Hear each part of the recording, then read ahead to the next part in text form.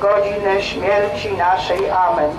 Zdrowaś Maryjo, łaski pełna, Pan z Tobą, błogosławionaś Ty między niewiastami i błogosławiony owoc żywota Twojego, Jezus.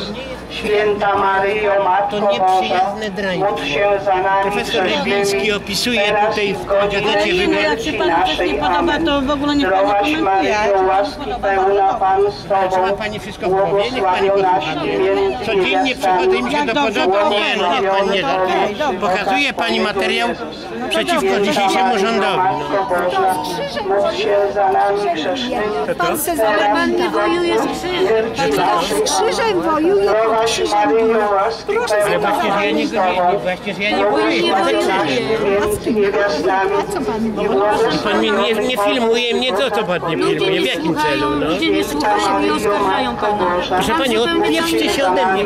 Ja jestem za krzyżem. Nie, pan nie filmuje mnie, proszę pana. Po co?